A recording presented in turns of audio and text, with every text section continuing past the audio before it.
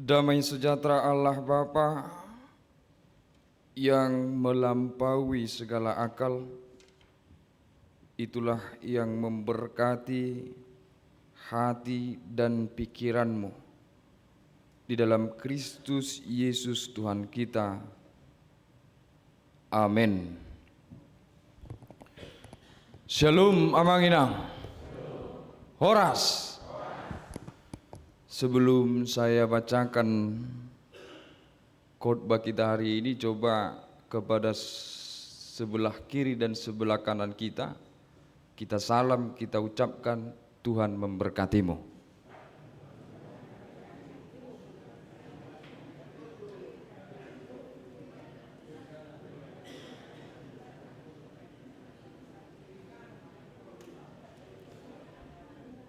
Oke, ngabe.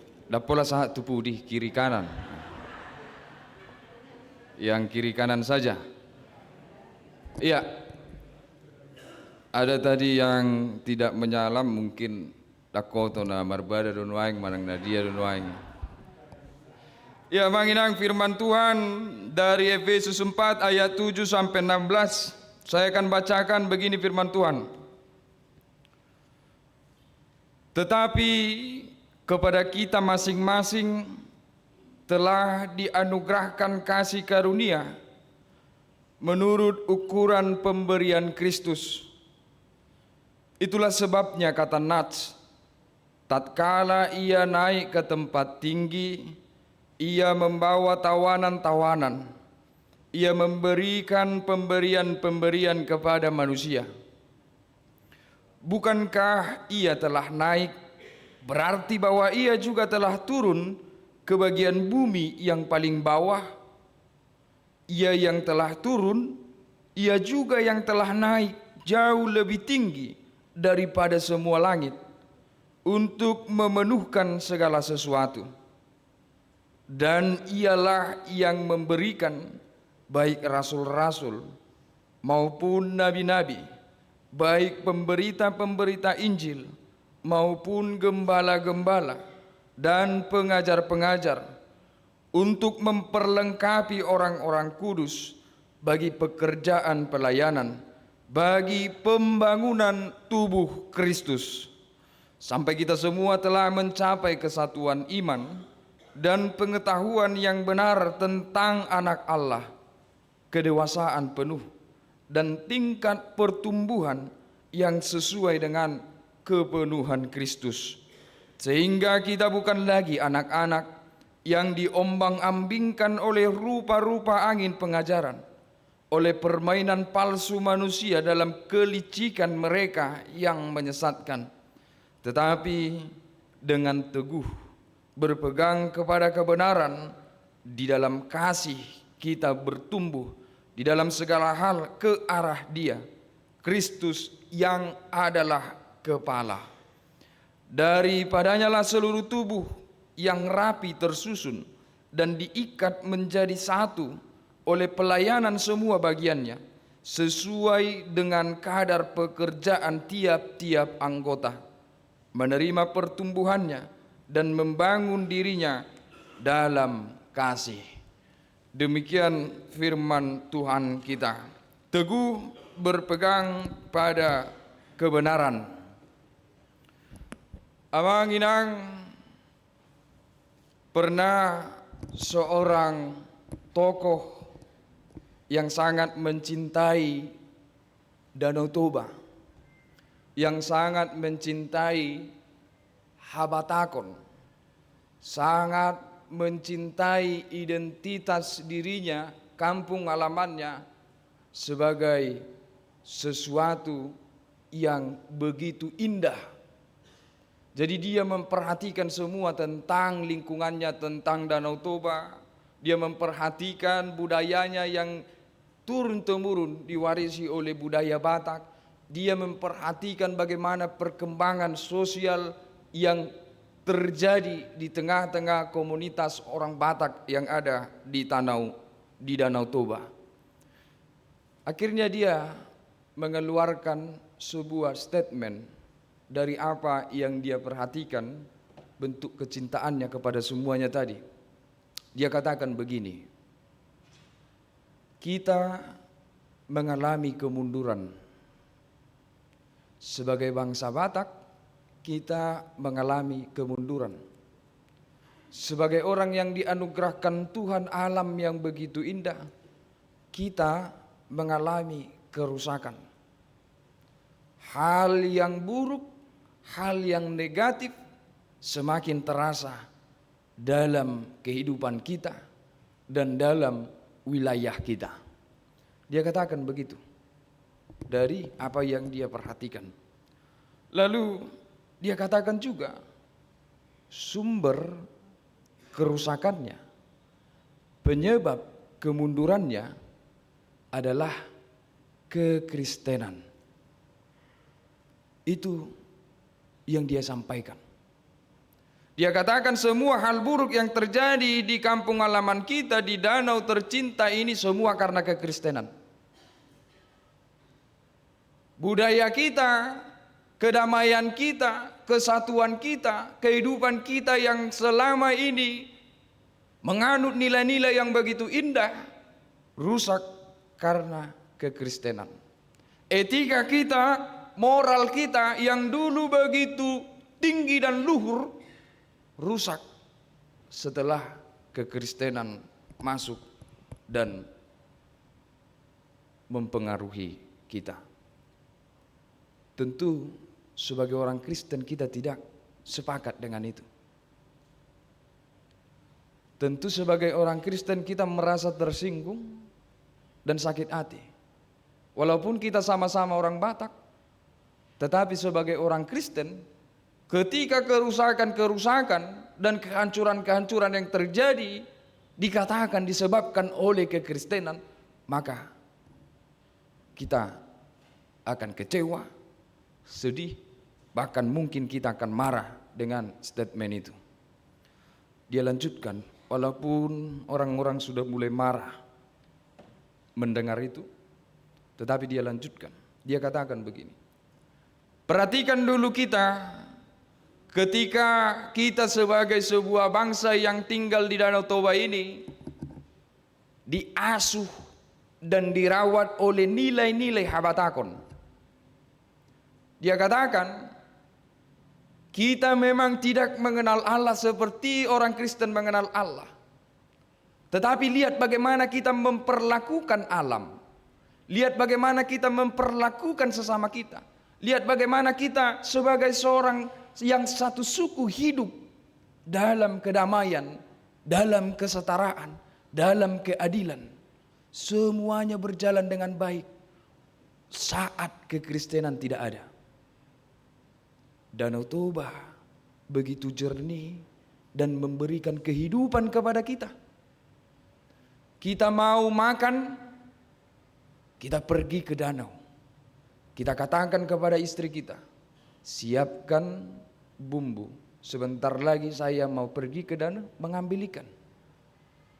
Betul kita pergi mengambil ikan 15 menit.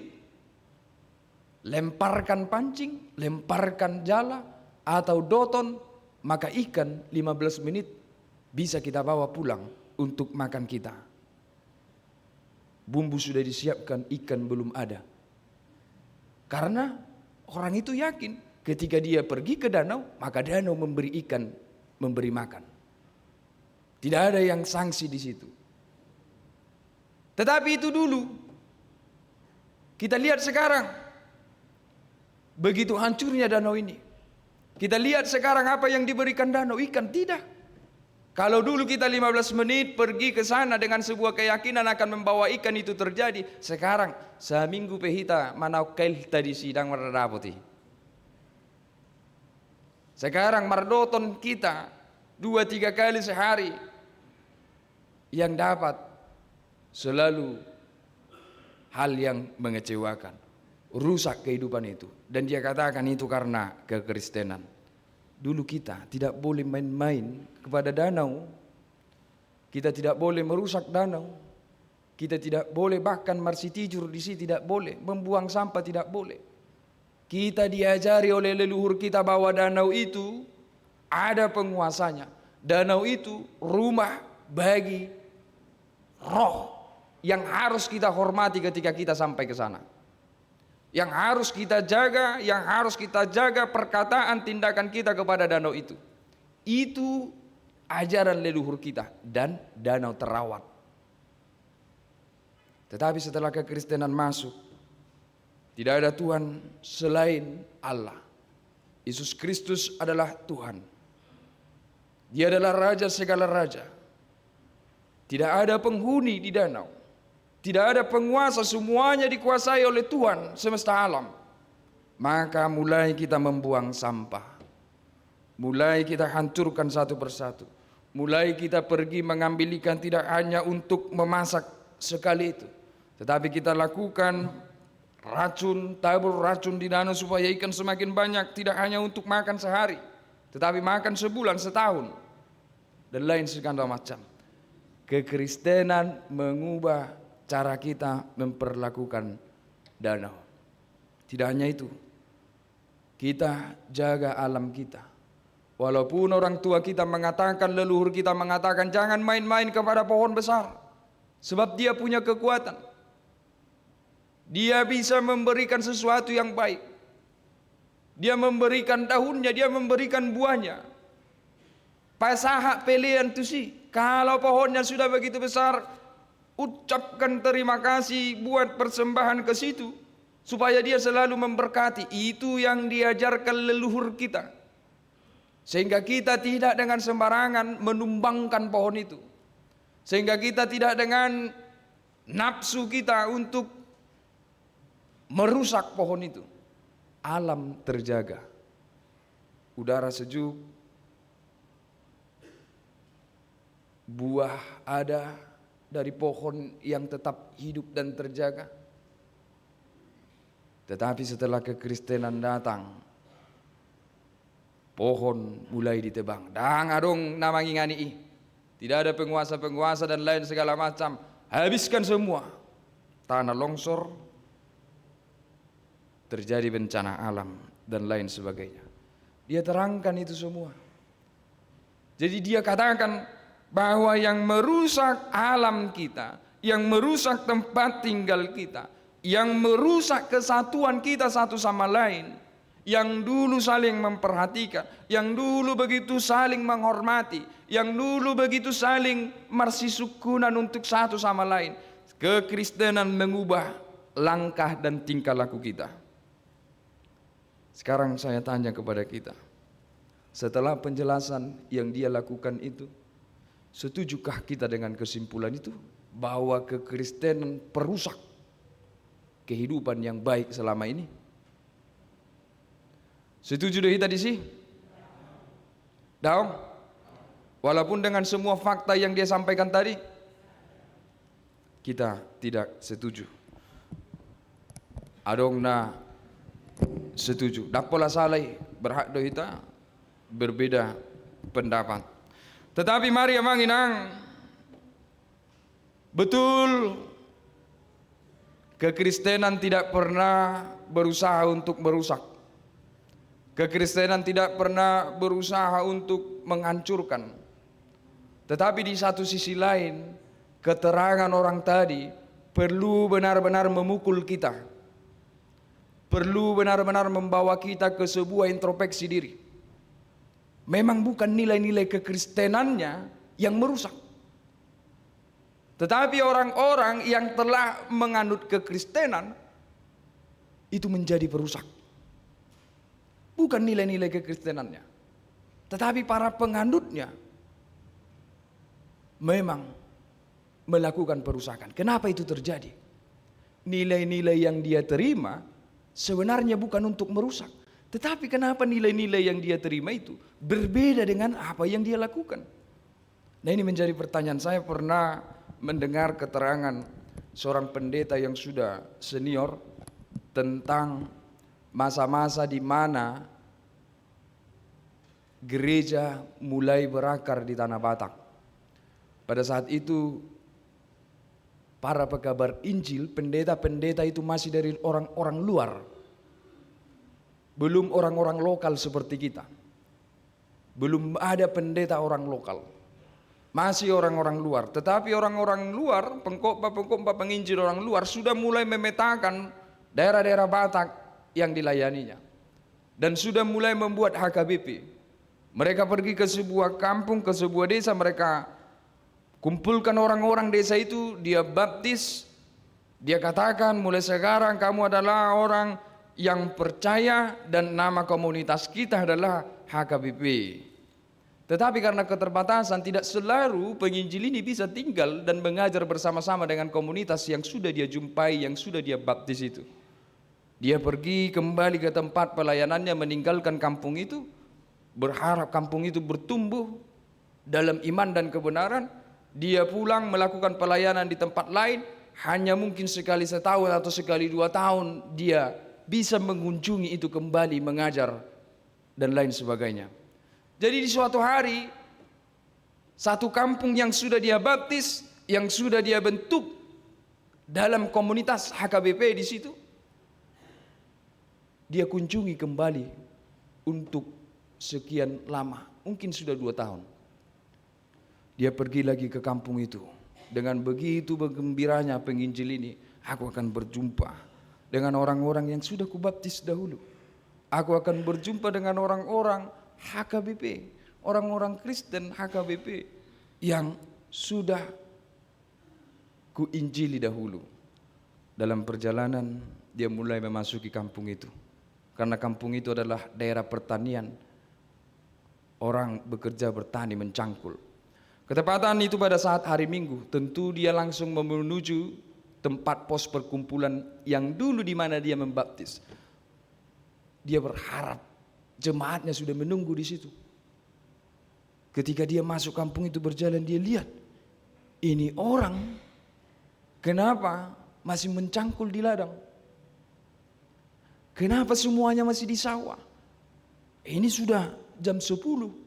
Harusnya sudah menunggu dan berkumpul di pos untuk melakukan ibadah.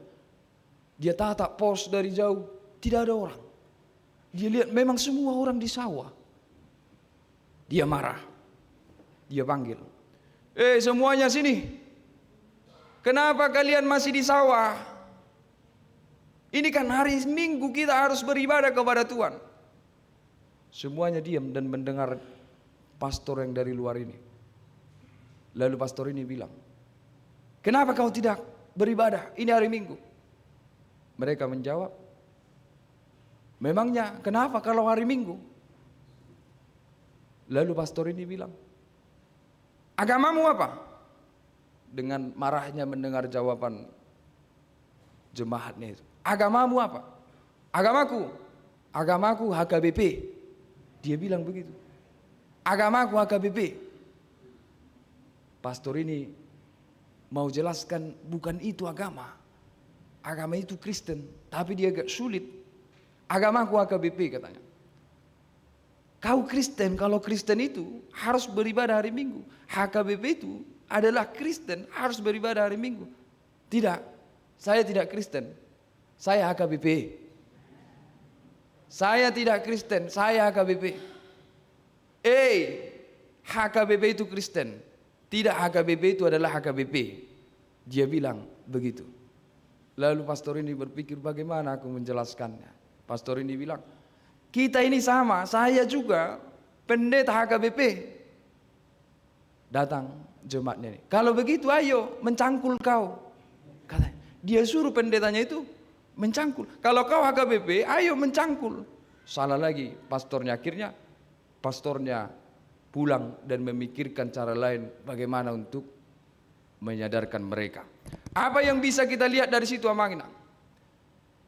Inilah persoalan yang sering terjadi sehingga kekristenan bisa dianggap merusak. Orang-orang yang sudah menyatu dengan kekristenan tidak tahu mereka harus bergerak kemana. Orang-orang yang sudah menerima Kristus tidak tahu mereka harus melakukan apa dan harus tidak melakukan apa. Mereka hanya mengambil identitas itu. Mereka hanya melekatkan diri pada identitas itu. Mereka hanya mendengar nilainya, tetapi tidak mau menghidupinya. Benar, kita Kristen Tetapi pertanyaannya, apakah nilai-nilai kekristenan yang kita terima itu yang kita lakukan? Atau jangan-jangan seperti yang tadi itu?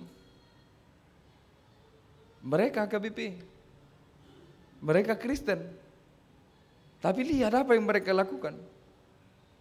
Mereka tidak sedikit pun mengarahkan kelakuannya, mengarahkan perbuatannya, mengarahkan hidupnya untuk nilai-nilai yang melekat pada diri mereka sebagai HKBP atau sebagai Kristen. Tapi mereka justru melakukan sesuatu yang menentang dan berlawanan. Itu yang terjadi Amanginang. Kekristenan kita terima, tetapi nilai-nilainya tidak kita jalani dan kita hidupi, sehingga kita menjadi perusak. Kekristenan kita aminkan, kita banggakan, kita syukuri, tetapi nilai-nilainya jauh dari hidup kita. Sehingga yang selalu terjadi identitas Kristen, tetapi kerusakan, kejahatan yang kita lakukan. Sehingga Manginang hari ini Paulus melalui kitab Efesus mau menyadarkan kita dengan itu. Amos lebih keras, epistel kita tadi lebih keras. Kau bilang kau umat Allah, tetapi keadilan dan kebenaran tidak kau tunjukkan dalam hidupmu. Kau bilang kau umat Allah yang memberi persembahan kepada Tuhan, yang berada di kota kudus, tapi tidak sedikit pun keadilan dan kebenaran ada dalam hidupmu. Yang miskin kamu tindas, yang lemah kamu pijak, semuanya dosa kamu lakukan. Tidak ada keadilan. Lalu Amos bilang, kalau kamu memang umat Tuhan, biarkan keadilan itu bergulung-gulung seperti air. Biarkan kebenaran itu mengalir seperti sungai. Jangan kamu sembunyikan, jangan kamu tahan, tetapi gerakkan itu dari hidupmu. Amos begitu keras. Siapa umat Allah sekalipun yang tidak menghidupi nilai-nilai sebagai umat Allah, dia akan dibuang jauh, jauh sampai keluar dia do naking na dia bisteli. Keluar Damsik. Keluar Samosir ada mah. Damsik do, keluar Damsik. Artinya tidak akan ada yang mendapat kebaikan Tuhan ketika hanya sebagai status yang kita tunjukkan di hidup ini.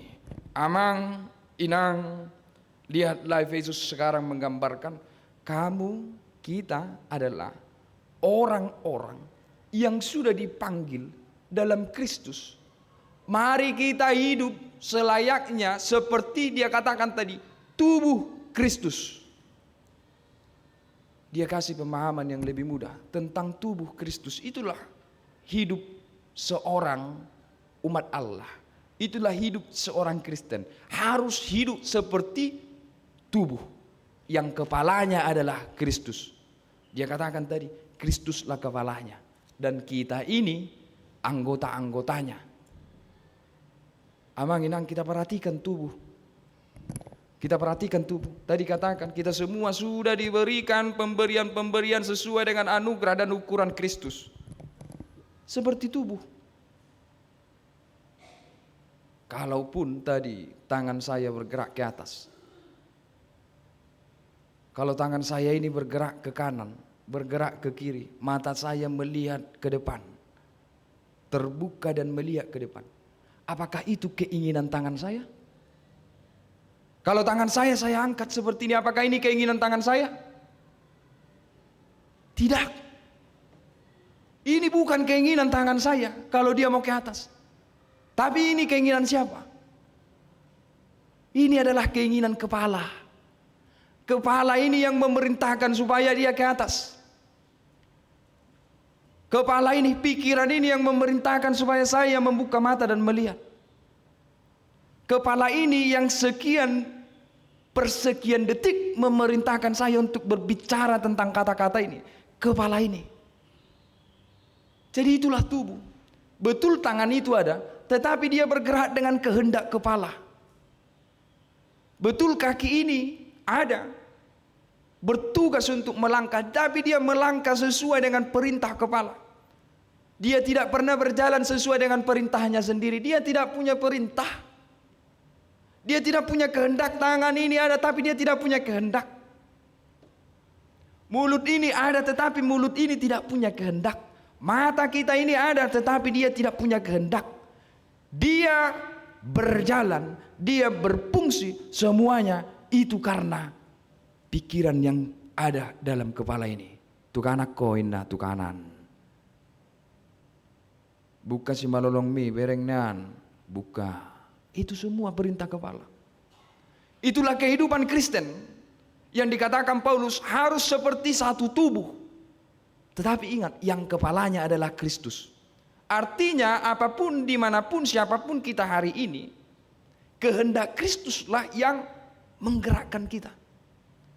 Bukan kehendak kita. Bukan nafsu kita. Bukan pikiran kita. Tetapi kehendak Kristuslah yang menggerakkan kita. Nah itu yang ingin Paulus sampaikan kepada kita. Sehingga hari ini mari kita jadikan ini amanginang introspeksi. Apakah ada kehendak Kristus yang kita jalani di kehidupan kita ini? Atau sudah seberapa banyak kehendak Kristus yang kita jalani di hidup ini? Jangan-jangan tidak sedikit pun kita melekat kepada Kristus. Tidak sedikit pun Kristus kita jadikan kepala. Sebenarnya kita berjalan sampai hari ini masih karena nafsu kita. Karena kehendak kita. Karena ego kita. Semua keinginan-keinginan kita. Kita masih bergerak. Masih bergerak dengan itu. Sama seperti orang-orang yang tadi. Yang dia tahu bahwa dia AKBP tetapi dia tidak tahu apa yang mau dia lakukan. Dia melakukan apa yang sesuai dengan pikirannya. Bukan dengan seperti nilai-nilai identitas yang datang kepadanya. Mari, saya yakin kita semua perlu dan butuh introspeksi diri tentang ini. Karena kerusakan ada di mana-mana.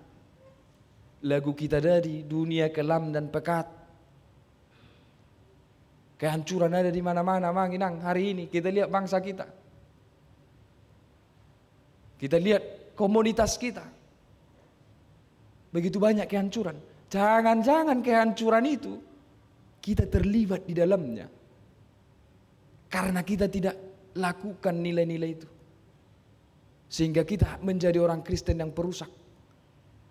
Mungkin di sana yang hancur, tetapi jangan-jangan kita juga bagian dari pelakunya. Mungkin di NTT, di Papua, daerah timur, di Sumatera, pelosok-pelosok sana banyak anak-anak yang tidak dapat pendidikan dan lain segala macam. Jangan-jangan pun kita bagian dari para pelaku itu. Yang membuat mereka tidak menikmati hal yang baik. Lihat bagaimana banyaknya kemiskinan di sekitar kita hari ini. Terima kasih kepada Tuhan kita masih berkecukupan bahkan berkelebihan hari ini. Tetapi mari ayat ini mau mengintrospeksi diri kita. Jangan-jangan orang di sana tidak makan juga karena kita. Jangan-jangan. Mungkin serasa jauh. Mungkin serasa tidak ada pengaruhnya dengan kita. Tetapi tenang, diam-diam rendahkan hati. Kita lihat nilai kita. Sutung doa. Nama baisiga dinadawan. Bisa saja. Ketika nilai-nilai itu memang tidak kita hidupi di dalam hidup kita. Ada Yesus pernah mengatakan tentang anggur. Yesus katakan, kalau ranting terpisah dari pohon, dia akan dibakar. Sebab ranting yang tidak menyatu dengan pohon tidak akan mungkin berbuah. Dia akan dibakar. Tetapi ada ranting, ada pohon atau ada ranting yang juga menyatu dengan pohon tetapi tetap juga tidak berbuah. Ada ranting yang menyatu dengan pohon tetapi tetap juga tidak berbuah. Atau setidak-tidaknya dia berbuah tetapi buahnya asam. Itu pun akan ditebas dan dibuang. Jadi ini bukan hanya sekedar persoalan menyatu. Ini bukan hanya sekedar persoalan identitas kita sebagai orang Kristen. Ini persoalan sudah sejauh mana kita menghidupi dan diarahkan oleh nilai-nilai kekristenan itu. Untuk itu amanginang pesan mon songon pesan ni si Paulus tu hurian adong di Efesus on. Dia mengarahkan semua jemaatnya untuk betul-betul di semua posisi, tanggung jawab, pekerjaan dan kemampuannya itu betul-betul diarahkan untuk pembangunan tubuh Kristus. Pembangunan tubuh Kristus artinya lakukan segala sesuatu sesuai dengan kehendak Kristus untuk kemuliaan Kristus dimanapun kita berada. Kalaupun saat ini kita berbeda-beda, ada yang menjadi pengusaha, ada hari ini yang Tuhan percayakan menjadi pendidik, dosen, guru, ada yang hari ini Tuhan kasih tanggung jawab sebagai pemerintahan militer, tentara, polisi, ada sebagai orang-orang yang pengambil kebijakan mungkin di dinas-dinas pemerintahan, ada mungkin orang yang juga martiga-tiga, penjual, berjualan dan lain sebagainya. Posisi kita di tengah-tengah rumah tangga. Amang, inang, mari firman Tuhan hari ini mau mengatakan kepada kita, kalaupun dunia ini begitu banyak godaannya, tetapi biarlah Kristus kepala kita di semua tanggung jawab dan posisi kita itu. Jadilah orang-orang yang sudah diberkati Tuhan dan memberkati orang-orang seperti perintah kepala atau Kristus itu. Teguh berpegang kepada kebenaran. Siapa kebenaran itu? Apa kebenaran itu? Molohita do kebenaran itu beda-beda. Apa yang menguntungkan bagi saya itu kebenaran. Apa yang memihak saya itu keadilan. Tetapi tidak kita bohongi. Bagi kita dunia ini semua diarahkan bahwa kebenaran itu adalah Kristus itu sendiri. Yesus itu hasil Tuhan. Yesus itu hati Qurani. Jadi siapa yang mau melakukan segala sesuatu, lihat kepada Yesus, bertumbuhlah dalam segala hal kepada Yesus. Mau melakukan tugas, ingat dan lihat Yesus. Mau melakukan atau mengambil keputusan apapun itu, mau berkata-kata sesuatu, ingat dan bertumbuhlah sesuai dengan kehendak Kristus. Artinya Yesus Kristuslah ukuran kita untuk segala sesuatu di dunia ini. Kamu punya kebenaran, tetapi taklukkan kebenaranmu itu di atas kebenaran Kristus. Orang lain punya keadilan dan kebenaran, tetap keadilan yang ditunjukkan oleh Yesus Kristus itu yang terbesar di hidup kita. Untuk itu, amanginang sekali lagi, kalaupun kekacauan banyak, mari jangan terlibat di dalamnya, tetapi berusaha untuk memperbaiki dan melakukan setidak-tidaknya sedikit kebaikan seperti satu tubuh. Kita tahu satu tubuh, kaki lebih panjang, lebih kuat, tangan panjang, mata lebih kecil dan lebih tinggi, telinga, semuanya ini berbeda-beda. Tetapi ukuran Kristus membuat mereka berharga dan saling melengkapi satu sama lain. Kalau kaki terluka, tangan akan mencari di mana luka itu dan menempelkan obatnya. Itulah orang-orang yang satu di dalam Kristus. Dia pasti akan selalu melakukan kebaikan, kebenaran dan keadilan kepada satu sama lain. Karena itu dia dapat dari penyatuan kepada Kristus Yesus. Di gereja kita ini juga amanginang.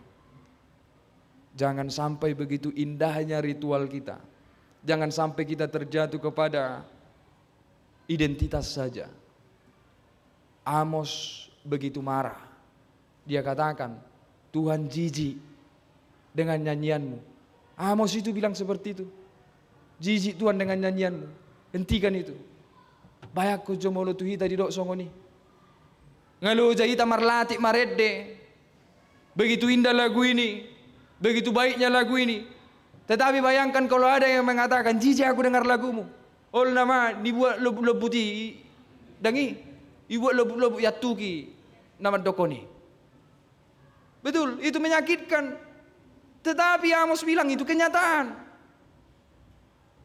Kau nyanyi, selesai nyanyi orang kau siksa. Apa itu tidak menjijikkan? Itu kata Amos, keras. Amos memang begitu keras. Itu juga yang mau diantisipasi Paulus. Jangan sampai kita seperti itu.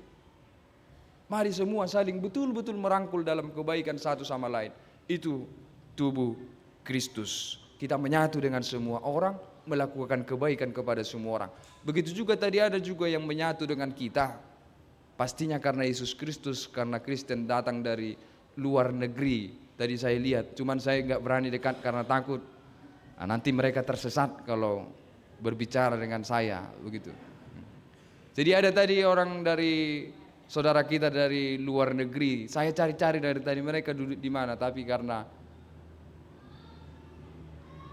coba berdiri Mr. and Miss.